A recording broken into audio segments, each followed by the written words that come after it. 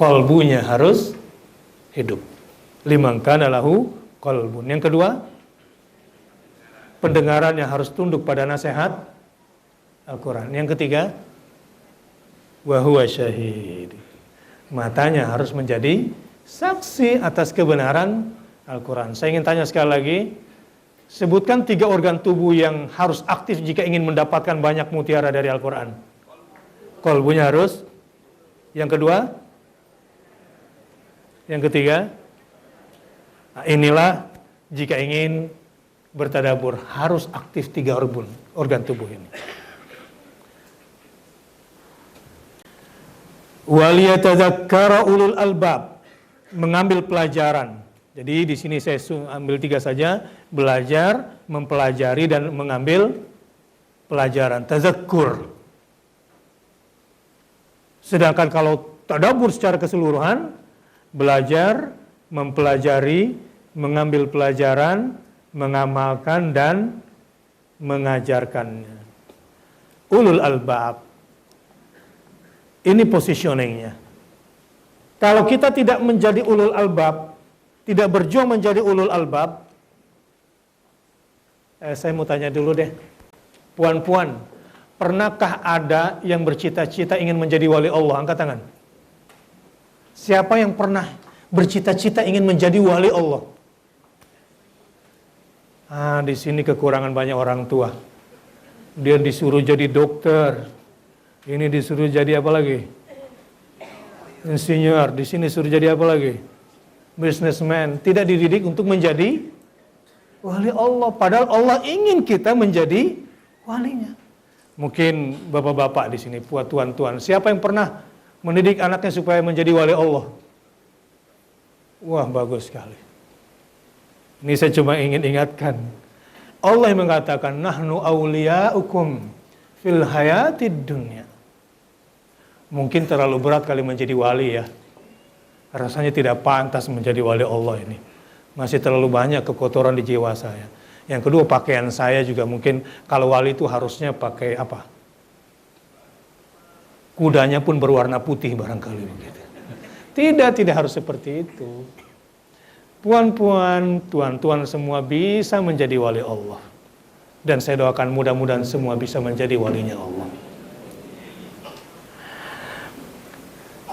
Tapi untuk bisa bertadabbur Quran, kita harus memposisikan diri kita dulu sebagai ulul albab, alladzina yadhkuruna Allaha qiyaman wa qu'udan wa ala junubihim wa yatafakkaruna fi khalqis samawati wal ard. Rabbana ma khalaqta hadza batila subhanak faqina adzabannar. Siapakah ulul albab itu yang bisa menikmati banyak sekali isi Al-Quran dengan tadabbur? Pemilik akal sehat dan benar. Ada orang sehat akalnya, tapi metodenya salah. Seperti siapa? Orang-orang liberal. Di Indonesia, di Jakarta kemarin orang-orang liberal berdemonstrasi. Demonstration. Apa demonstrasinya? Menuntut jangan cuma 2 kelamin saja yang dibolehkan di Indonesia. Sudah gila memang orang liberal ini. Dia menuntut apa? Dibolehkannya kelamin ketiga. Lesbian, gay, bisex, dan transgender. Menuntut seperti itu. Kan tidak waras itu. Orang-orang ini sholat. Akalnya sehat tapi metodenya tidak benar. Nah, di sini ulul albab, orang yang berzikir setiap waktu dan setiap aktivitasnya. Masya Allah. Kalau saya datang dari Indonesia ke Kuala Lumpur, lalu kembali ke rumah kemudian saya penat, kalau bukan karena Allah, betapa sia-sianya hidup ini. Allah, betapa nikmatnya hidup kalau segala sesuatunya selalu karena Allah. Lillah, memaafkannya karena Allah, silaturahim karena Allah. Segala sesuatunya karena Allah. Tuan-tuan, saya mau kasih tips. Apakah tuan seringkali mendapatkan istri selalu kurang uang belanjanya? Padahal gaji setiap bulan sudah dikasih, bahkan kalau ada tambahan dikasih lagi, tapi selalu bilang kurang. Mungkin istri tuan-tuan ketika hendak shopping, bukan karena Allah itu tuan-tuan. Mungkin ketika masuk mall, istri tuan-tuan tidak membaca La ilaha illallah wahdahu la syarikalah lahul mulku wa lahul hamdu yuhyi wa yumit wa huwa ala kulli syai'in qadir. Sehingga setan-setan ikut memanfaatkan uang belanja istri tuan-tuan. Sehingga istri tuan-tuan tidak pernah puas shoppingnya itu. Saya ingin ajarkan istri tuan-tuan. Anggap saja tidak ada perempuan di sini. Ini berdasarkan tadabbur hadis Nabi SAW. Bisa dibuka di kitab Riyadhus Shalihin lil Imam An-Nawawi. Dikisahkan, ada seorang sahabat memakanlah bersama Rasulullah. Ketika di suapan terakhir, bahasa Malaysia juga suap ya. Di suapan terakhir, baru dia membaca Bismillahi awwalahu wa akhirahu. Rasulullah tertawa. Gitu. Kenapa Rasulullah tertawa? Sewaktu dia memakan dan tidak membaca basmalah, setan makan bersama dia. Jadi orang yang makannya tidak kenyang-kenyang karena ditemani oleh setan. Gara-gara tidak membaca. Ketika dia membaca Bismillahi awwalahu wa akhirahu, setan memuntahkan semua makanannya. Tapi tidak mungkin dong dia memakan muntahan setan. Artinya yang bisa dia nikmati hanya suapan terakhir. Ini maknanya, orang-orang yang shopping tidak baca bismillah, memilih makanan bukan karena Allah, memilih fashion bukan karena Allah, memilih kosmetik bukan karena Allah, ditemani oleh setan. Makanya banyak juga ini perempuan-perempuan muslimah, selera cantiknya mengikuti selera. Kalau ketika shopping tidak karena Allah, mana yang cantik menurut Allah, mana yang sehat menurut Allah, dan ketika tidak membayar dengan bismillah, maka berapapun uang tidak cukup. Karena setan ikut shopping. Ketika kita gesek kartu kredit, setan juga ikut shopping, jadi besar biayanya. Maaf, ini semua saya ambilkan contoh bahwa ulul albab selalu berzikir, selalu berpikir, bahkan ketika shopping sekalipun. Tidak jadi shopping kalau begitu, kalau dia berpikir. Ya, kalau orang sudah berzikir dan berpikir, biasanya lebih banyak infaknya daripada shoppingnya. Dan dia tidak takut berinfak. Kalau ada orang bakhil, biasanya karena sudah kesetanan otaknya. Asyaitanu ya'idukumul faqra. Setan itu membisikkan kefakiran pada kamu. Jangan infak, jangan sedekah. Nanti tidak bisa beli baju lebaran. Akhirnya dia wa ya'murukum bil fahsya, dan memerintahkan kamu berbuat kikir. Jadi kalau ada orang bakhil berarti kesurupan setan itu berpikir. Ulul albab, orang yang selalu berzikir, berpikir, sehingga cara berpikirnya, kalau bahasa Malaysianya kesurupan apa? Jadi orang itu kerasukan setan, kerasukan juga. Saya doakan mudah-mudahan semua orang di sini kerasukan malaikat.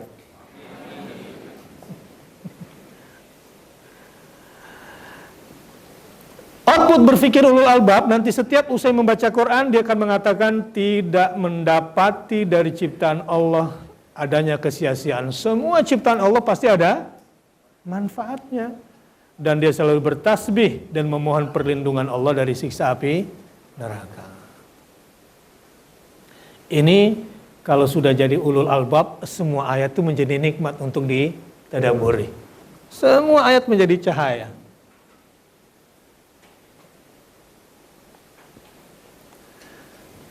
Ada apa dengan cara kita selama ini? Tadi ngobrol sama Ustadz Deden.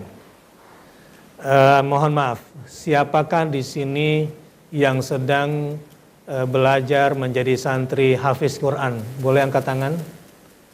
Siapa di sini santri-santri atau guru-guru yang sekarang menjadi hafiz Quran? Boleh angkat tangan?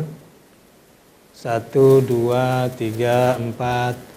Siapa sedang belajar menjadi hafizoh Al-Quran? Bagus sekali. 90% orang-orang yang menghafal Quran hilang hafalannya. Karena salah berinteraksi dengan Al-Quran. Nanti di slot setelah ini Ustadz Deden yang akan menjelaskan. Ustadz Deden ini spesial bengkel para hufaz yang rusak hafalannya. Ini after sale service dia ada di sini. Ya. Kenapa? Yang salah seperti apa? Selama ini kita berinteraksi dengan cara yang kita suka. Katakan kalau saya salah, ya. Katakan kalau saya salah. Umumnya ada 4 cara umat Islam berinteraksi dengan Al-Quran. 1, dia baca kalau sempat. Dia tidak punya jadwal khusus. Katakan saya kalau salah. Mayoritas umat Islam yang kedua mempelajari Al-Quran kalau sedang moodnya sedang mau. Tidak ada yang namanya one day, one ayat untuk ditadabburi. Tidak ada dalam hidupnya one day, one hadis untuk ditadabburi. Kalau sedang mood saja. Yang ketiga, umumnya umat Islam itu menghayati isi Al-Quran nanti kalau kena musibah. Ustadz, bisnis saya rugi sekian juta ringgit. Adakah satu ayat yang pendek yang harus saya amalkan supaya bisnis saya bilang cukup satu kata, tidak perlu satu ayat, berapapun tuan kerugiannya. Betul Ustadz? 100% betul. Boleh saya dapat sekarang? Oh no, tunggu. Salah kalau saya kasih sekarang karena Anda salah niat. Nanti setelah baik niatnya baru saya berikan. Tidak perlu banyak-banyak ayat. Karena satu ayat itu nilainya khairun minad dunya wa ma fiha. Satu ayat itu nilainya lebih baik daripada dunia dan seisinya. Yang keempat, umumnya umat Islam itu mengamalkan Quran kalau menguntungkan dirinya. Kalau merugikan, dia tidak berani melakukannya. Tolong katakan apakah saya benar atau salah umumnya umat Islam seperti itu? Seharusnya tidak begitu, tapi kenyataannya seperti itu. Ini yang salah. Maka berinteraksi dengan Quran yang benar adalah dengan cara yang disukai oleh Al-Quran. Saya pernah bertanya, saya pernah baca tafsir waktu masih kuliah di Madinah. Saya juga pernah dulu belajar menghafal Quran, setorkan hafalan. Tapi setelah saya lihat akhlak saya, betapa saya ini hina sekali. Betapa saya ini bodoh sekali. Akhirnya saya ingin memulai dari awal lagi. Kesalahan saya selama ini berinteraksi dengan Al-Quran dengan cara yang saya suka. Sekarang saya harus balik. Bagaimana Quran suka untuk diperlakukan. Saya mau tanya dulu sama puan-puan nih. Puan-puan kalau berdoa biasanya yang kita minta, yang kita suka atau yang Allah suka?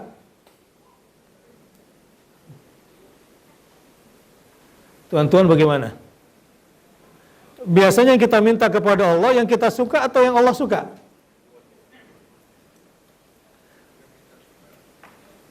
Ya, dua-duanya gitu Ustaz. Tapi sebetulnya kebanyakan yang diminta adalah yang dia suka.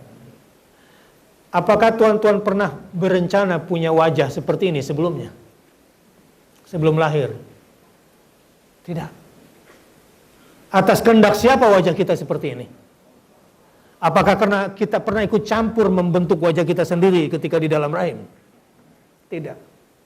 Bahkan kita tidak pernah punya rencana agar wajah anak kita seperti yang sekarang itu. Semua atas kehendak Allah. Maka bersyukurlah orang-orang yang berinteraksi dengan Al-Quran dengan cara yang disukai oleh Al-Quran. Apa itu cara yang disukai oleh Al-Quranul Karim? Metode apa yang paling disukai Al-Quran adalah metode tadabbur. Jadi kalau ingin menginstal Al-Quran di sel otak kita, kalau ingin menginstal Al-Quran di sel-sel tubuh kita ini, bertadaburlah. Karena tadabbur bukan hanya dapat menghantarkan siapa saja yang ingin dapatkan mutiaranya, tapi juga menunjukkan cara mempraktikannya. Nah, di sini pentingnya cara mempraktikkan tadabbur Quran. Ustaz Deden, di surah Al-Muzammil ayat 20 di Al-Quran diajarkan tentang apa Ustaz Deden? Al-Muzammil ayat 20, kalau kita tadabburi itu hebat sekali. Tapi kira-kira Al-Quran itu mengajarkan tentang apa?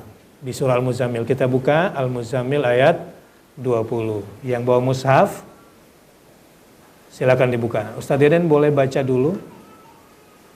Ini saya suka mengganggu Ustaz Deden ini.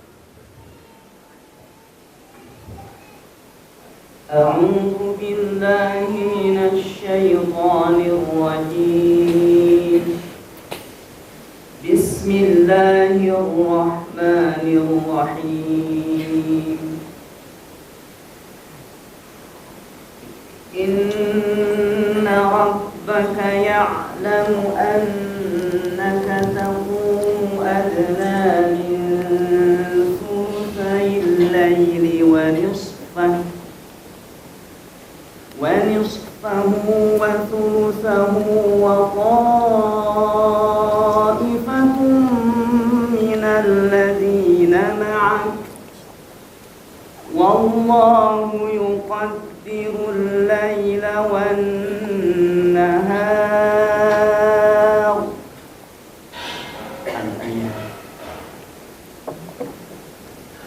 Ustaz Deden, di dalam surat Al-Muzammil ayat 20 ini kita diajarkan tentang cara apa?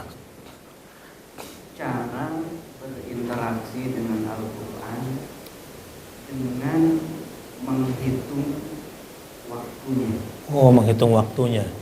Jadi di sini sesungguhnya Tuhanmu mengetahui bahwasanya kamu berdiri untuk sholat kurang dari 2/3 malam atau 1/2 malam atau 1/3-nya, gitu ya.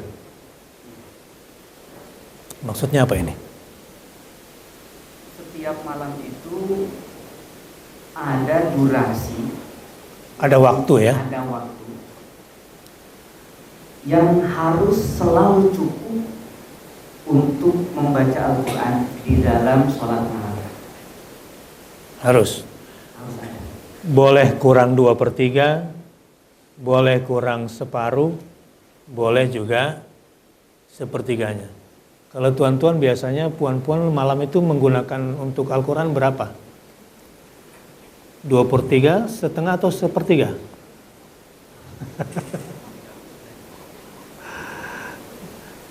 Ini Al-Quran membimbing tentang bagaimana membagi waktu malam. Ustaz Deden, di sini ada 3 orang sibuk di ayat ini kalau tidak salah. Orang paling sibuk, siapa mereka? Pertama, alimaan sayakunu minkum marudha, orang yang sedang sakit. Itu sibuk ya, orang sakit itu sibuk. Yang kedua, wa akharuna yadribuna fil ardi yabtaghuna min fadlillah. Ini orang yang sedang mencari nafkah, sibuk ya, keluar kota, keluar negeri, mencari rezeki Allah yang halal. Yang ketiga, wa aqra'u yuqatiluna fi sabilillah. orang yang sedang berjihad